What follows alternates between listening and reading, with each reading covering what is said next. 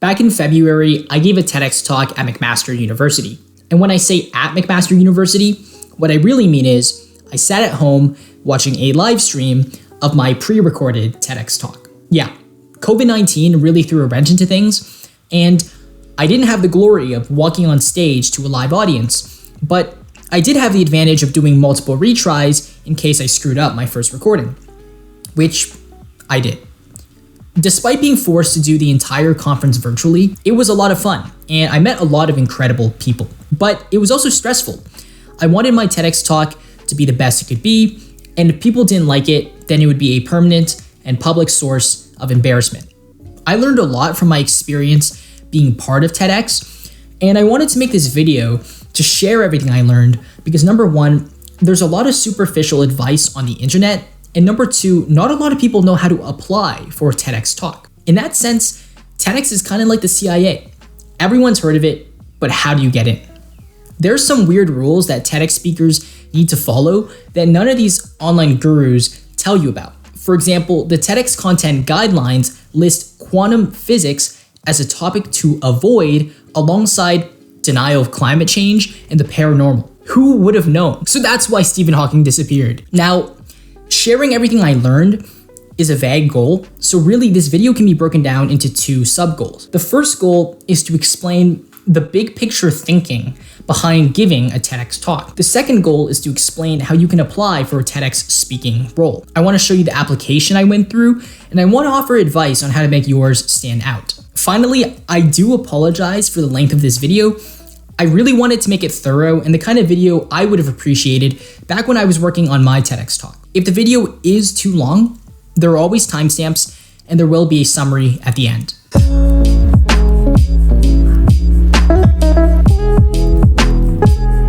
We need to get this out of the way first. Throughout the video, you'll hear me use the terms TED and TEDx quite often. These are not the same thing. TED Talks are curated and published by the official TED organization. These talks take place at global conferences that TED organizes every year. Speakers tend to be high-profile individuals, and attending one of these conferences will cost you thousands of dollars. Of course, the talks are all uploaded to YouTube later, so we mortals can enjoy them for free. On the other hand, TEDx talks are talks organized by local volunteers, not TED employees. The X in TEDx stands for independently organized. These volunteers may be university students, members of government, or anyone wanting to bring a TED-like experience to their local community. They work around the clock to find a venue for the event, to select speakers, to do the marketing, and to film the talks. While TED provides guidelines on how to run a TEDx event, a lot of responsibility falls in the hands of the volunteers. Once the event ends, the volunteers submit all the talks they recorded to TED, and if they meet TED standards, they get uploaded to the TEDx YouTube channel. Another thing to note is that TEDx conferences center around a theme chosen by the organizers, and this theme determines what the talks should be about. For example, the theme for the conference I spoke at was Dare, and the prior year's theme was Ambition. Finally, telling the difference between TED and TEDx talks is easy. TEDx talks will include TEDx in the title, while TED Talks will not. So you might think TEDx talks are like TED Talks, but worse. After all, TEDx talks are local, while TED Talks are global. TEDx talks are organized by volunteers, while TED Talks are organized by TED employees. TEDx talk tickets go for tens of dollars. A standard TED conference membership goes for $10,000. But to be honest, that thinking isn't really true. The most popular TEDx talks have more views than the most popular TED Talks, and the TEDx YouTube channel has more subscribers than the TED YouTube channel. Plus, TED has a habit of stealing or spotlighting certain TEDx talks, which shows just how dependent they are on the TEDx community. You've probably seen TEDx talks before and just called them TED Talks. One type is not inferior to the other. They are both essential parts of the TED brand.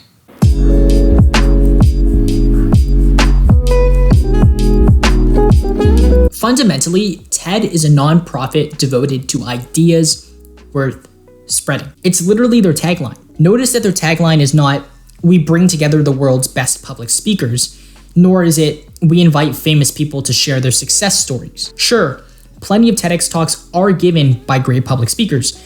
Plenty of TEDx Talks are given by famous and successful people. But these attributes are not at all required. The only prerequisite to giving a TEDx Talk is to have an idea worth spreading. TEDx is not a public speaking competition. It's not about how vigorously you can wave your hands. It's not about how enthusiastic your voice is. It's not about how many times you can make the audience laugh. It's not even about inspiring your audience, because inspiration can often be melodramatic and romanticized. It's not about selling an online course. It's not about showing off how smart you are.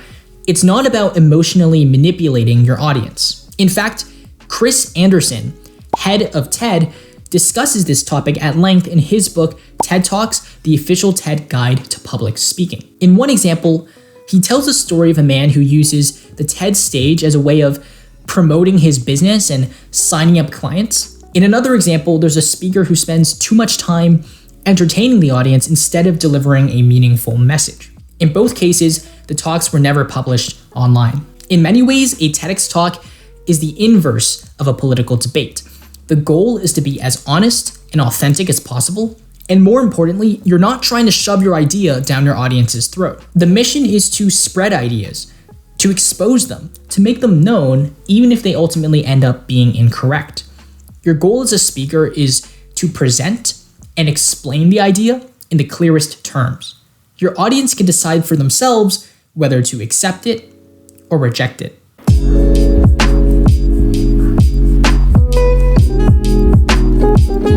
So, how do you come up with an idea worth spreading?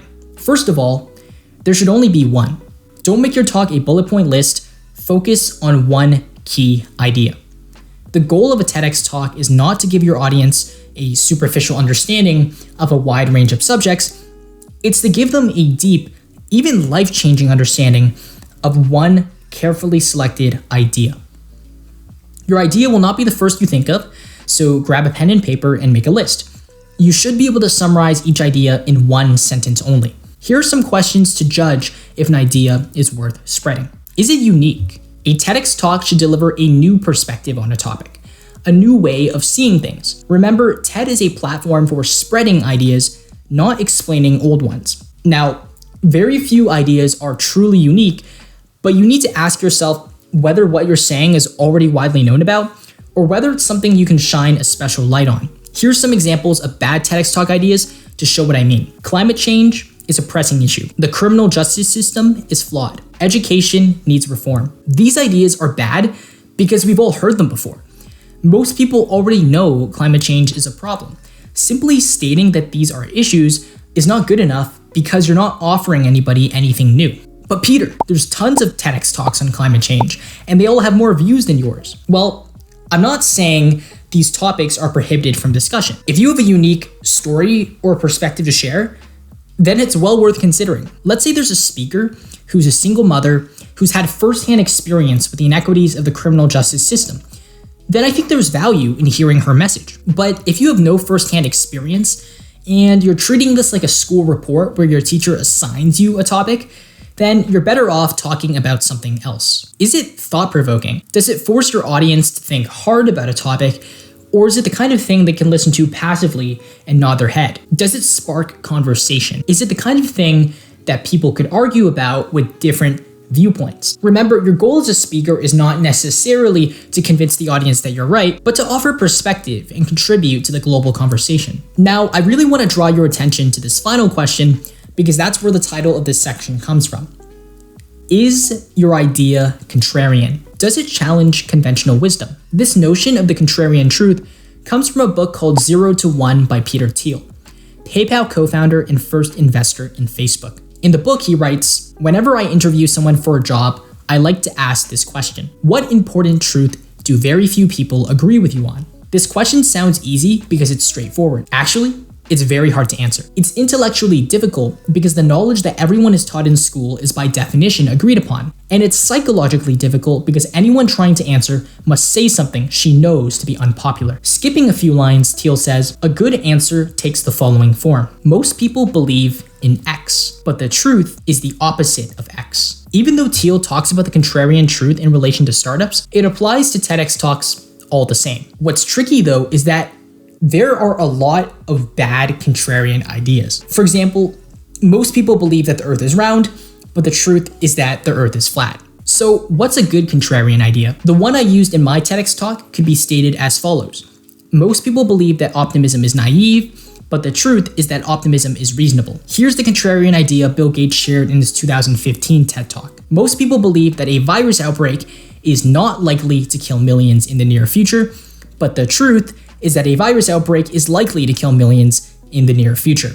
Keeping in mind this principle of the contrarian truth will help you brainstorm better TEDx Talk ideas.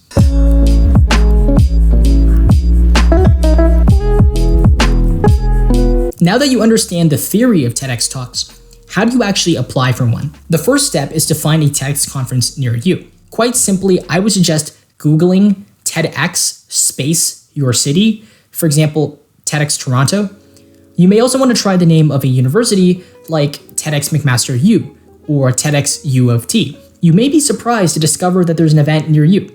TEDx Talks are held all around the world, and usually conferences happen yearly. The TED website also has a database of all the TEDx events that have ever taken place, so you can easily filter by location to discover past and upcoming conferences. If you find a local conference, but it's already ended, follow the TEDx event on social media so you'll be notified when speaker applications open up again.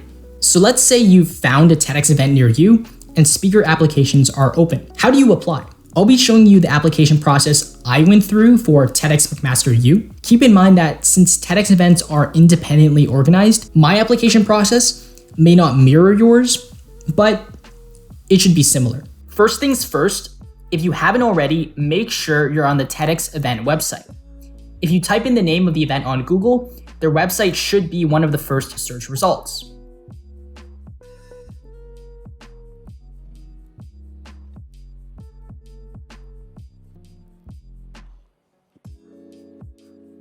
Once you're here, if speaker applications are open, then you should see a button to apply. You don't see a button on my screen since the conference already ended, but assuming you've identified an upcoming conference, then the website should indicate how to begin your application. Here's the application I had to fill out for TEDx Master U 2021. This is a copy of my Google form response. Your application may or may not be in a Google form. It depends on the organizers. So what does the form say? You'll see some similarities to what I said in the earlier sections of this video. The purpose of TEDx Master U is to inform, to inspire, and to spark conversation. This nonprofit event, organized by volunteers, is a unique opportunity for dynamic speakers to share their ideas and stories through a 15-minute live presentation. TEDx events are globally recognized, unique, and thought-provoking. Quick thing to note, the 15 minutes was a constraint set by the organizers. In reality, TED allows any talks less than 18 minutes long. The theme of the event is Dare. We are seeking impactful and interesting speakers from any discipline to present a 15-minute talk on blah, blah, blah, blah, blah. Your talk can be about anything, but it needs to be related to the theme Dare. The talk should be thought-provoking, insightful, and shared in an engaging storytelling manner. No prior speaking experience or age requirement is imposed, only a passion for sharing your ideas. Applicants may be any member of the public within or outside McMaster University. A couple things to note here. First, a speaker can be from any discipline. They're not just looking for artists or academics or entrepreneurs. And this makes sense. TED is a platform for spreading ideas, and the only way to capture the broadest range of ideas is to bring in the broadest range of people. Next, your talk can be about anything as long as it relates to the event's theme. It's important to use the theme as a guideline and not as an assigned topic. It's not like the event's theme is Dare, so my talk is going to be called How to Be Daring. Instead, you might make your talk about optimism and explain how that relates to the theme Dare. The talk should be shared in an engaging storytelling manner. Now, I was debating whether to dedicate a section of the video to this topic because storytelling is a big part of TED. Almost every successful TED or TEDx Talk you find will involve a story. It's just one of the things you notice after seeing enough talks. I ultimately decided against it because storytelling is a public speaking technique, and I wanted to focus this video on the big picture thinking of giving a TEDx talk, not technical details. Still, keep in mind the storytelling aspect because you'll see it a lot. A final item from this paragraph: no prior speaking experience or age requirement is imposed. This reflects what I said in section 3. You don't need to be a world-class public speaker. You don't even need to be a certain age. All you need is an idea worth spreading. Application requirements. So you may be asked to submit a video. The components of the video are listed here. The only thing I'll highlight is that you can take their word when they say you don't need stunning video quality. The entire point is to better understand who you are and what your idea is. No amount of editing or camera equipment will compensate for bad character or a bad idea. Just make sure your face is clearly visible and your voice is clearly audible. A phone camera is totally sufficient. I filmed my video on a used iPhone 6. Scrolling down, here are the fields you need to fill out. It starts with your contact info. The rest is explaining what your talk is about and who you are. Do not use marketing speak, buzzwords, and pretentious language. Write to communicate, as if you have this gift called an idea that you're doing everything in your power to explain to the other person. Be straightforward. Say what you want to say and say it in the first sentence. Here's a quote I like from the acclaimed investor Paul Graham. If there's a simple one-sentence description of what you're doing that only conveys half your potential, that's actually pretty good. You're halfway to your destination in just the first sentence. Next section. This is where you provide any links that demonstrate who you are and what makes you stand out. There's no strict criteria here. There's no best practices. It's an open-ended question, and you have the freedom to showcase anything you think is a testament to your character and worth. The final sections are just submitting your video clip and resume. Resume? What? If you're a high school student like me, you might be panicking. But don't worry, I didn't have a resume going into the application, so I ended up making one. I'm not qualified to give resume advice. All I can say is there's plenty of great resources online, and don't be afraid to ask others for help. After you've filled out the application, simply submit it. I can't since this is a copy of my response, but you should be able to. Now comes the most painful part: waiting.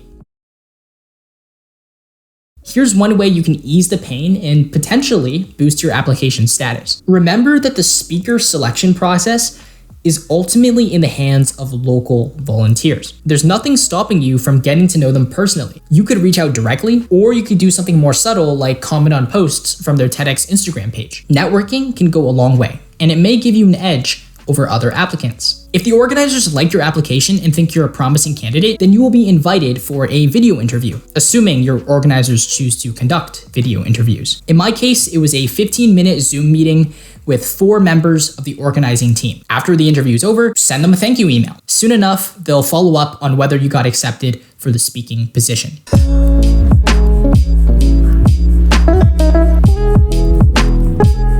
This section focuses on advice for the interview, but it also applies to the written application. Really, it boils down to what I said in sections 3 and 4. Do you understand the TED mission? Do you have a contrarian idea worth spreading? Basically, do you know your stuff? You always need to think back to the first principles or fundamentals of the TED organization and work your way up from there. Here's what I mean. The organizers know a lot of people want to give a TEDx talk for the clout. That's understandable. The problem is, the organizers don't want people who are applying for the clout. They want people who are passionate about ideas. That is a first principle. They want people who are lifelong TEDx fans, who've been watching TEDx talks since they were kids, who have a genuine message to share. The application and interview process are what allow them to distinguish between the phonies and the truly passionate speakers. So, thinking again of first principles, what would someone who's truly passionate about TEDx know? Actually, consider this first. What would someone who's truly passionate about reading know? They would probably be able to list their favorite books off the top of their head. Likewise, someone who's truly passionate about TEDx would probably be able to list their favorite TEDx talks off the top of their head. But someone just doing it for the clout? Probably not. Thus, this is a perfect question to separate those who know their stuff from those who don't. What are your favorite TED or TEDx talks? Predicting they would ask me this in the interview, I memorized the names of 2 to 3 talks I liked And sure enough, they did ask, and I was able to provide an immediate answer. What else would someone who's passionate about TEDx know? Well, remember that TEDx is all about spreading ideas. That is a first principle. Reasoning up from there, someone who's passionate about TEDx is someone who's passionate about ideas. Someone who's passionate about ideas is someone who's curious. Someone who's curious is someone who asks questions. So why not ask your interviewers questions? What was the thought process behind coming up with the theme? What were their favorite TEDx talks? What challenges did they face in organizing the conference? If you ask them thoughtful questions, it shows that you care. And they want people who care. Like anything in life, the more time you spend thinking and preparing, the higher chance you will have at succeeding. Always think from first principles.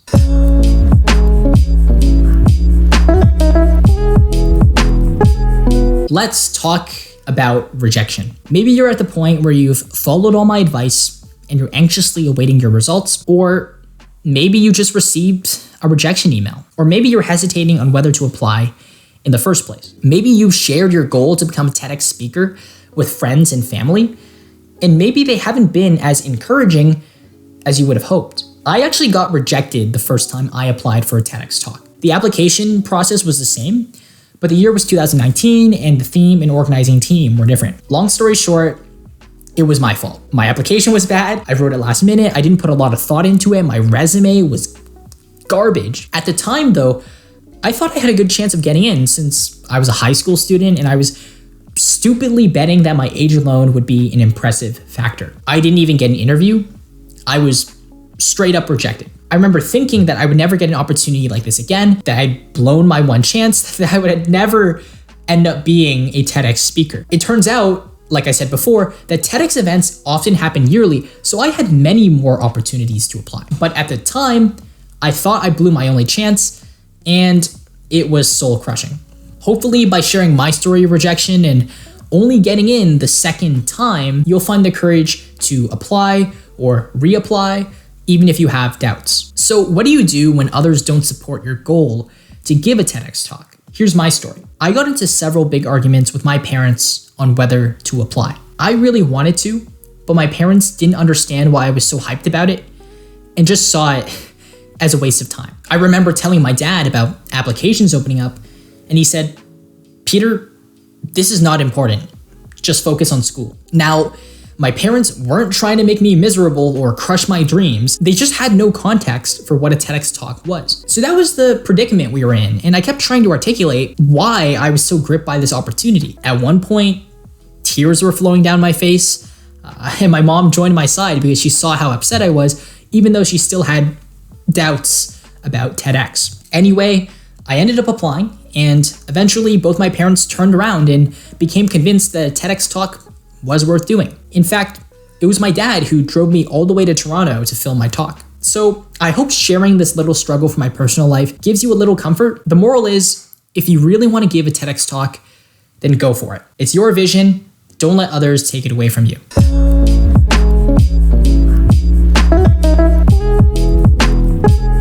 There was a lot in this video, and if you've made it here, congrats. You now know everything I know about TEDx. Here's a summary of the main points covered in this video. TED Talks are organized by the official TED organization. TEDx Talks are organized by local volunteers. The only prerequisite to giving a TEDx talk is to have an idea worth spreading. You do not need to be a fantastic public speaker. A good TEDx talk idea should be contrarian. TEDx events are everywhere. Go on Google or the TED website and try to find an event near you. Be straightforward in your application. Avoid marketing speak. When in doubt, always think back to first principles. What is the mission of TED? What are their core values? If you get rejected, remember two things. I got rejected the first time I applied. Chances are you can always apply next year. If you really want to give a TEDx talk, then apply.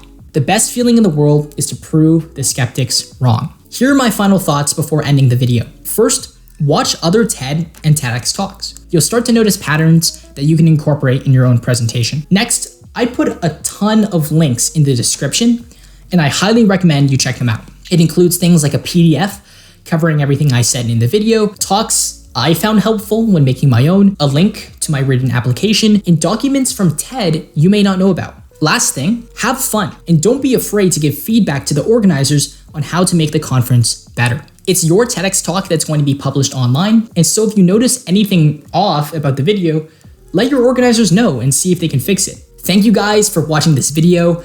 Please like and subscribe if you enjoyed it. Feel free to ask questions in the comments and let me know about anything you want to see in the future. If you've given a TEDx talk before, let me know if you agree with my points, if you've recently been selected to speak, or your dream is to become a speaker, then best of luck, you're gonna kill it. I'm Peter Yang, I'll see you again soon. Peace.